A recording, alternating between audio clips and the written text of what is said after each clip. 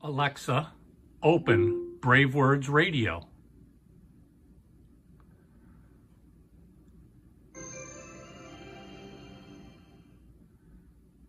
Welcome back to BraveWords Radio. Brought to you by Vox Protocol, the global leader in voice app entertainment. BraveWords Radio is an awesome musical extension of BraveWords.com, where we have been waving the flag of hard rock and heavy metal around the world for over 30 years. Since you have been here before, we hope you enjoy BraveWords Radio.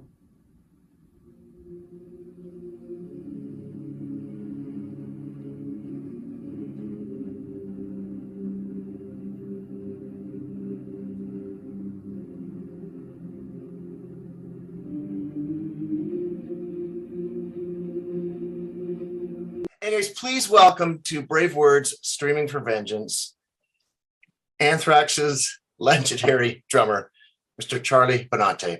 How are you doing today, sir? Woo. How are you? Doing very well. How are you? I was just saying how much I admired your shirt. Yes, it's still fucking painful. It really is, eh? I never thought. You know, as you know, we all move on from different things, but then there'll be something that triggers something. You know, yeah. I mean, it's a huge loss. You know, I was just talking to someone about Eddie Van Halen licks, and it's like, well, you know, we're never going to hear any new Eddie Van Halen licks again. You know, but yeah, it's quite sad when our heroes leave. Where were you when it happened? When you first heard it? I was home, and I got a text from someone about Neil, and I had heard a couple of months prior that Neil was doing so well, but that was all kept very quiet, you know. Sure.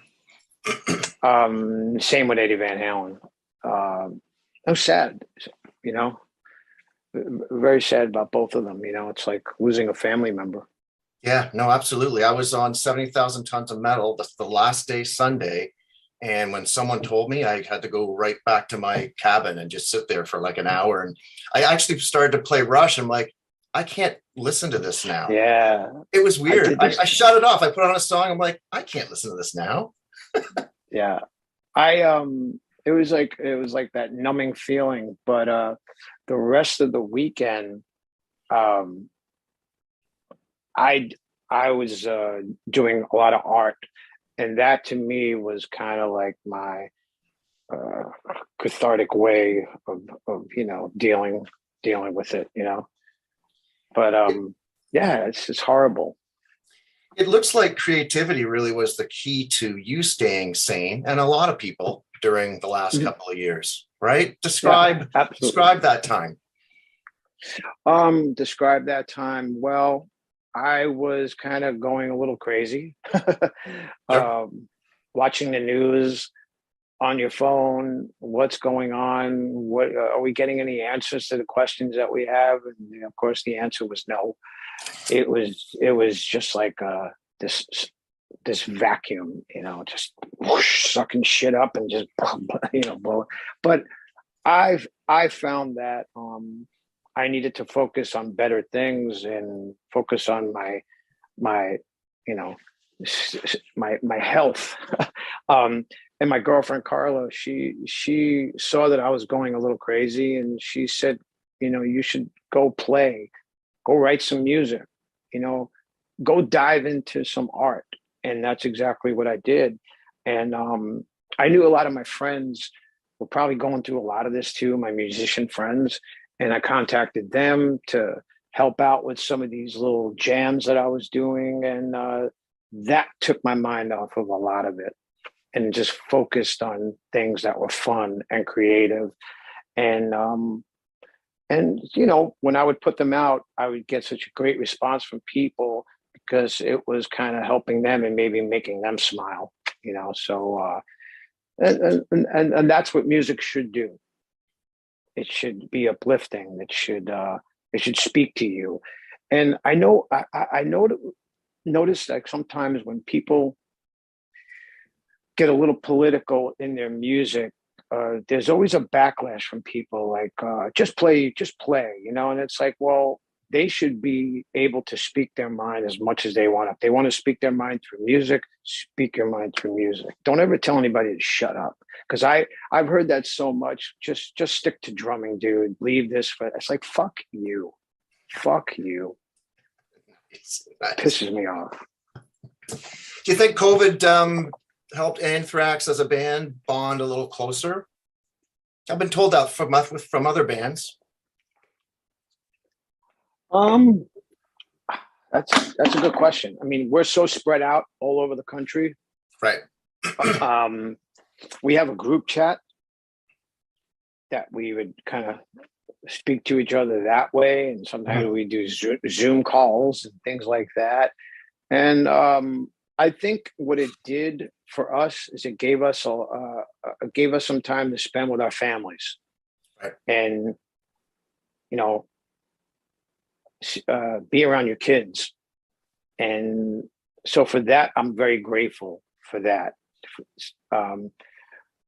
It took us away from the concert stage for a bit, but it also helped us in other ways, mentally and emotionally, And this interview is around the concert stage, Anthrax XL.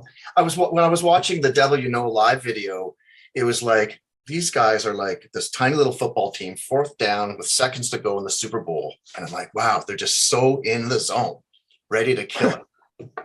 Oh, we're very hungry again.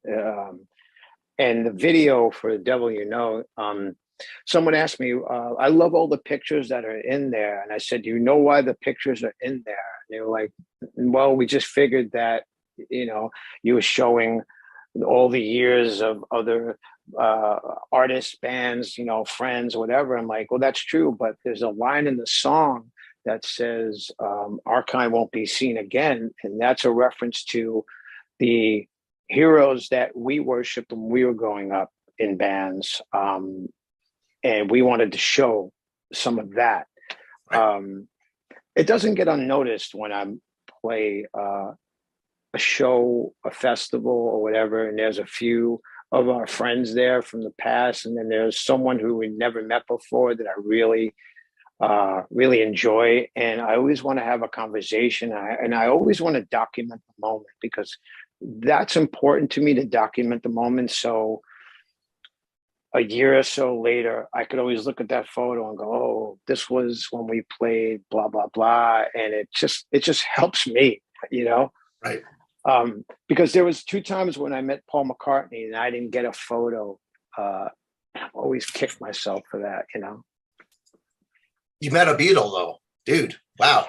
I met 2 Beatles in the same day, Ringo and Paul. Jeez. I got a picture. It's because that to me is that's the ultimate, meeting the Beatles. They were the ones that started this whole thing. And that's like the Holy Grail. Is Ringo on the short list with this guy as an early influence then? Well, growing up when I was a little kid, it was, Ringo, because that's the first type of music that I heard. And there's some tracks that Ringo played on that, to me, makes Ringo.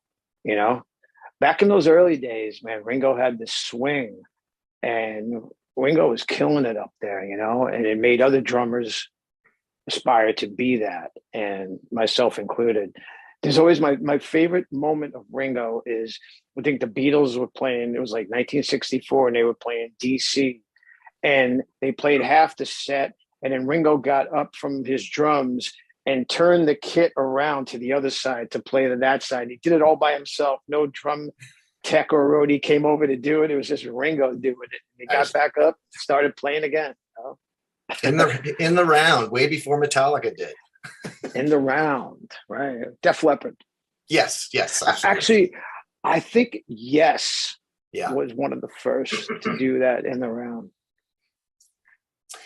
40th anniversary +1. Speaking of, I have to bring this up because it's actually one of the biggest stories we've reported all year. It was just a simple interview. Getty talking about how him and Alex went out for dinner and sat there and high-fived each other. And that was the headline. They got like 100,000 views. And I'm like, 40th anniversary plus one. Did you ever get those moments when you want to do the high five? Are you there yet? High five. Sometimes you get those moments where you want to high five everybody. And sometimes it happens and sometimes it doesn't happen, but that's great. But those two, they have this thing, Getty and Alex, from the early days, they just had this friendship that was always so great. I love the scene when the three of them are out to dinner. Yeah. And they're just talking as if it just was the next day or just another day. And Rush always seemed that way to me. Like I never hear stories that Rush were fucking crazy back in the day, right. Even though you hear a couple of things about when they toured with Kiss, but Rush were never that, eccentric, drug taking, booze drinking, they just always kind of kept it together. And I think one key element, and that movie brought it to light, is they're funny as hell. Like Alex, know what I mean? Like he could do stand-up. So having a sense of humor really adds to longevity in the arts. That's the one thing. Bands, you have to laugh with each other. You just have to. Or at each other. Or at each other. It's the one thing that's always...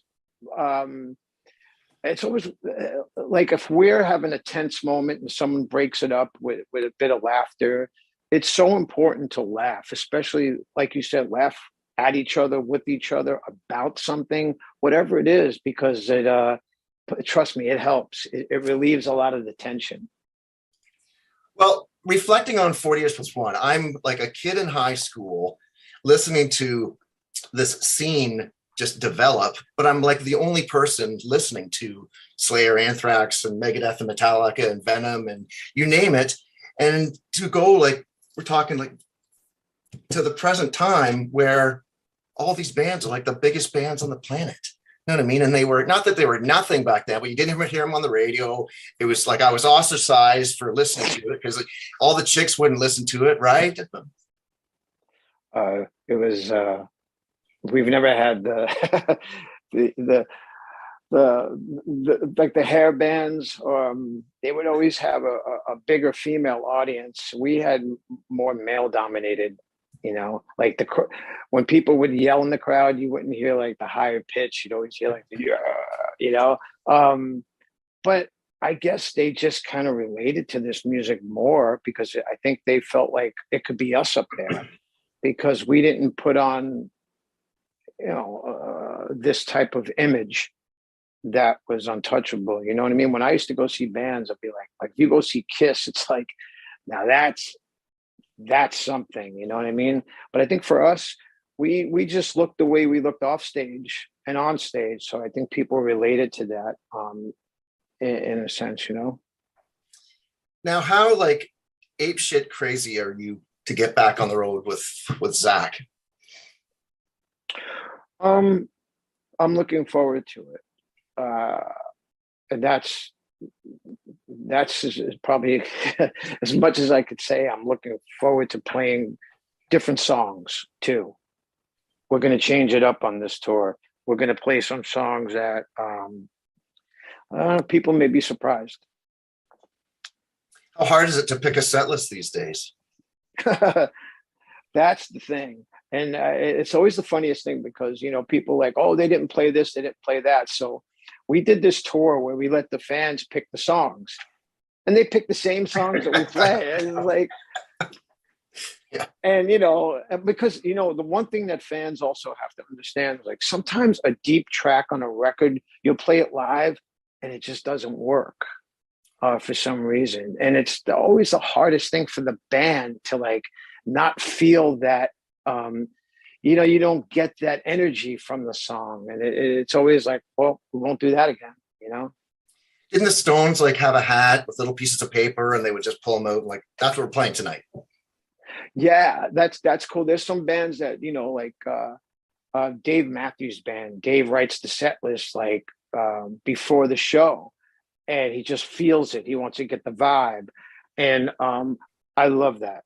But that's that band. And Pearl Jam, I think, too, do that. They Sure. don't play the same set every night, but we try to like have a spot in the set or two spots in the set where we could interchange. You know, let's play this one tonight instead of that one last night. So, but like I said, this coming set list, you may even hear a song from the 90s. Wow. Awesome. Speaking of the songs, what did Charlie Watts mean to you when you heard about that passing? Not that this needs to be a somber moment, but I've got the drummer in front of me. Well, you know, Charlie Watts is one of the pioneers in rock drumming, and even if you don't care for his drumming, you cannot deny the amount of talent that went into that band and Charlie's contribution to those songs. I mean, you have an intro like Honky Tonk Woman. Nobody plays it like that, but him. And so back in the day when I was a little kid, you know, I wanted to have a drum kit like Ringo or Charlie Watts, and that's the truth. Wow. So yeah, Charlie's playing.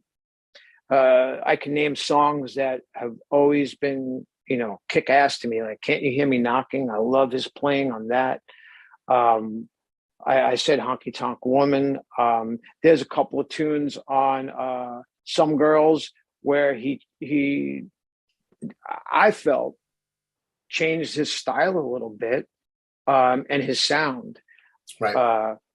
And it was perfect for that time because I felt the Stones, that was like their third act. And he changed with it. And it was, it was great, man. He's just one of those drummers that he's a stone, you know? I'm currently reading Keith's biography, and a funny thing about Charlie, like they actually had to starve themselves to pay Charlie because he was, which was really funny. No, but he talks about, because the first Stones record was all covers. The second one was like, okay, Mick, we got to try to write this thing called a song. And I don't know if you've read the book, he goes into the first time that he wrote a song, and it was just so overpowering. Like, wow, I am creative now. I'm not copying or covering. You know what I mean? Right. So do you remember the first time you actually wrote your first song? Like, wow, I just wrote a song.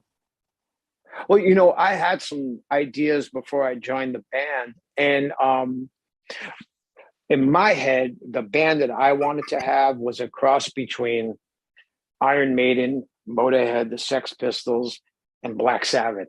Like Kiss, to me, I couldn't pull that off with the theatrics, you know. And of course, Rush was another big, you know, influence in my life. But those bands, to me, that's what I wanted to sound like. And when I got the audition for the Anthrax thing, that's where my head was at. And I liked some of the songs that they had previous, but I felt they were kind of, I don't know, they sound a little bit too Iron Maiden for me. And I wanted it to be more faster, you know, more ferocious. So I remember I had little parts of Death Rider, Metal Thrashing Mad was another one. And that's where I wanted to go, that way. Where did the need for speed come from? Like, who was doing it? Was it Filthy? Was it Accept? Like, yes, it's exactly those two things were such. And I always like the faster Judas Priest songs, and I always like the faster Iron Maiden songs. If you take some songs off of Iron Maiden Killers, it's almost thrash metal, and that's where I wanted to go. But yeah, like Motorhead, the song Overkill on the record, it's awesome. But when you hear it live, it took on it was a whole new beast. So I was really looking up to those guys, especially things in England. I've always been fascinated with bands coming out of England. There's always been some of my favorites.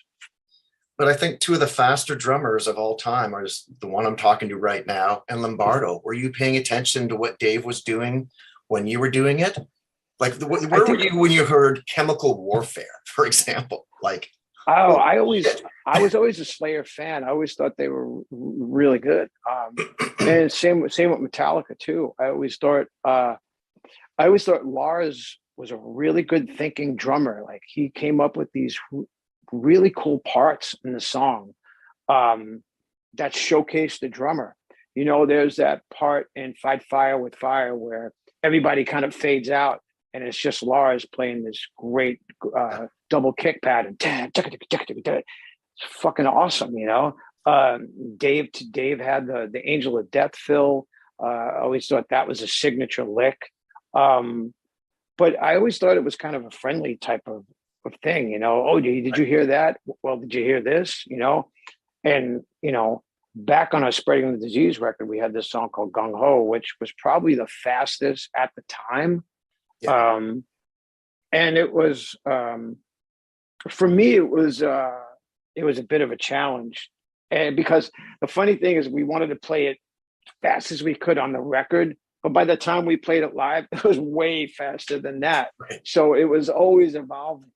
But it was those were the days, man, when you were young and you just did it. You know, you didn't think, you just did it.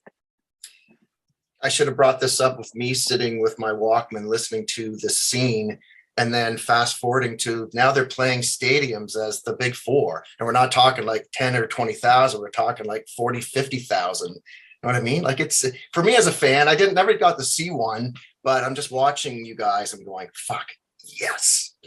We enjoyed that so much. And again, that's all down to Metallica doing it.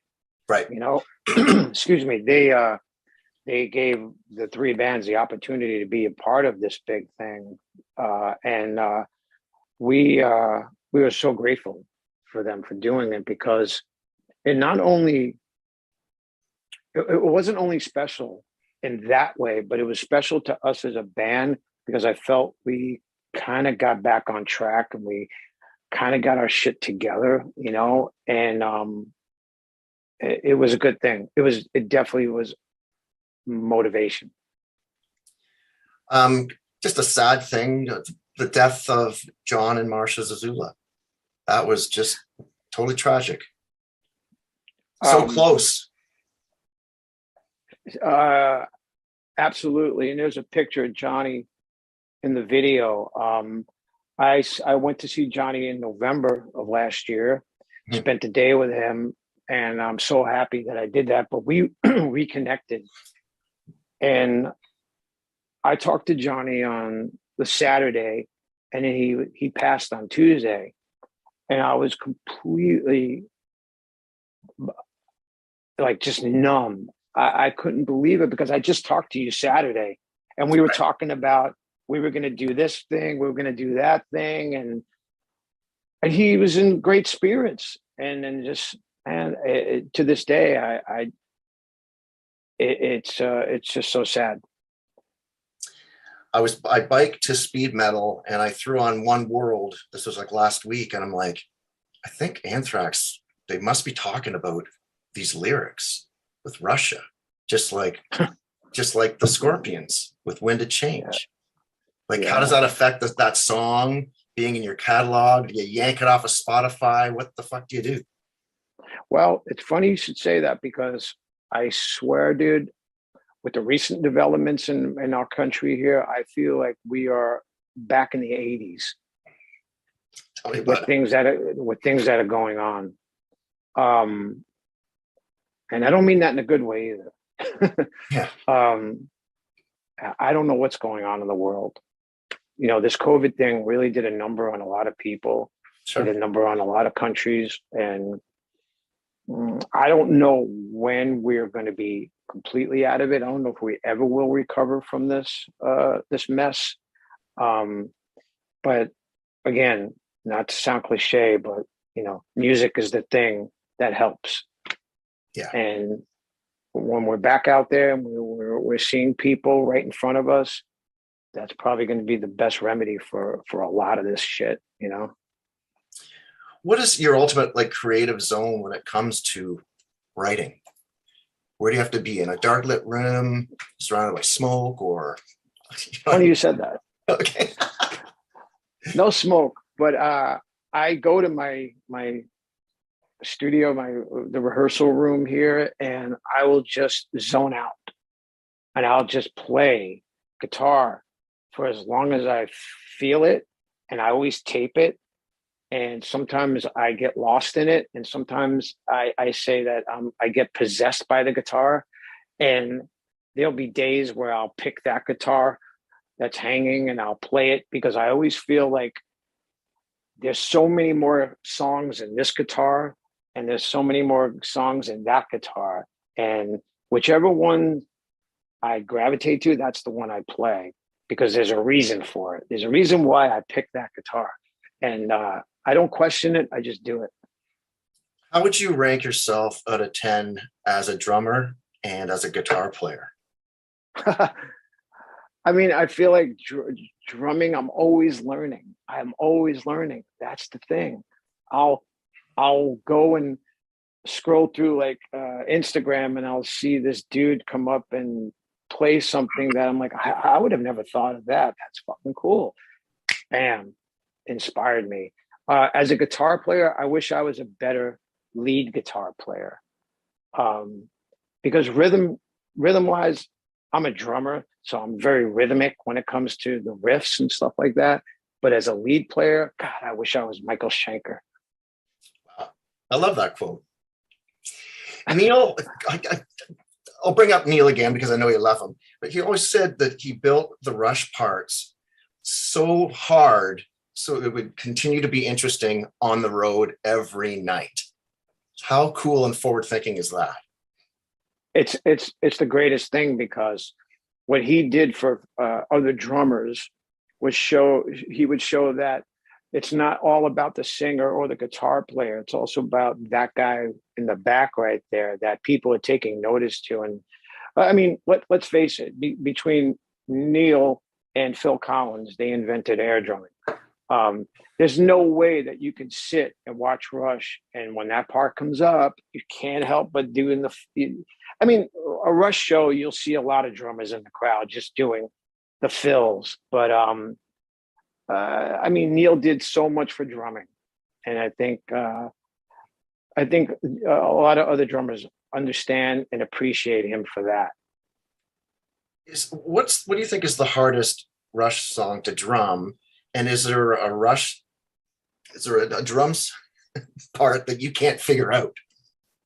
There's I think one of the most hardest songs to play, and it's not because the parts are difficult, it's just that there's so many, is Natural Science. It has different movements in the song, and Neil's playing and the fills that he chose for that song are just perfect.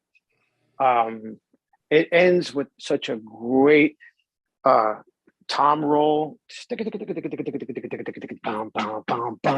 just perfect Neil, you know? So I would say Natural Science is one of the songs that I think it's one of the hardest to play. And is there one that you can't play? Different Strings. No, I can't.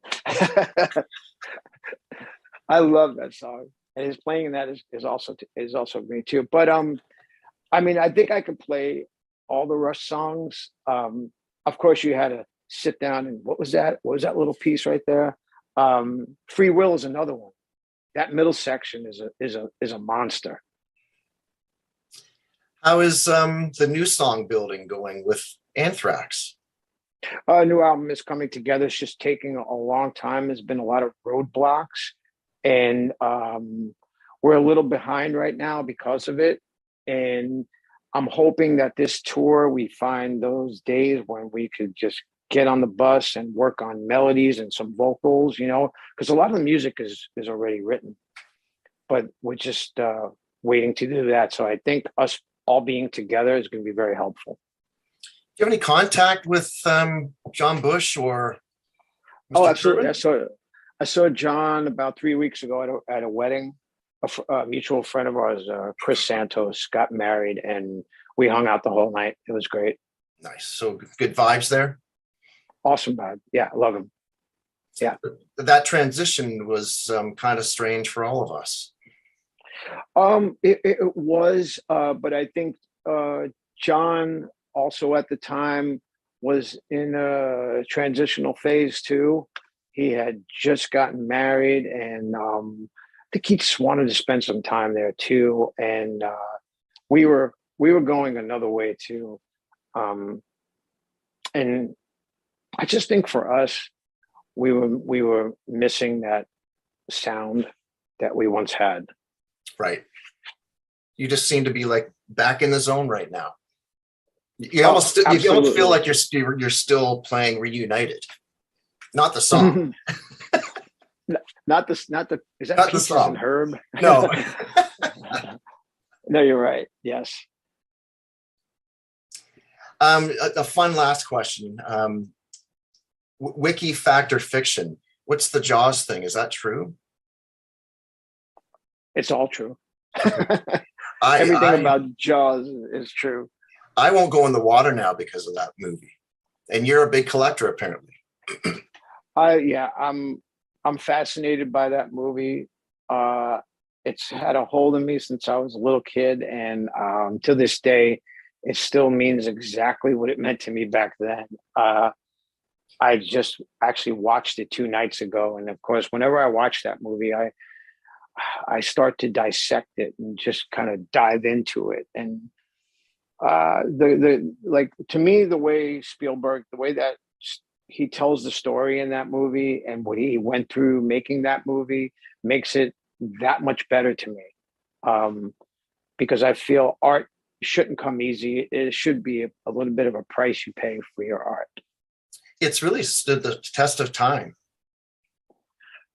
100%. And I would always say, like back in the days, like when people would say, "Oh, well, it didn't win an Academy Award," it's like, who cares? The Beatles never won a Grammy either. Right. Back in the day. Right. Did Rush ever win a Grammy? No, they didn't. Just a bunch of Junos. Just a bunch of Junos, but that's a given.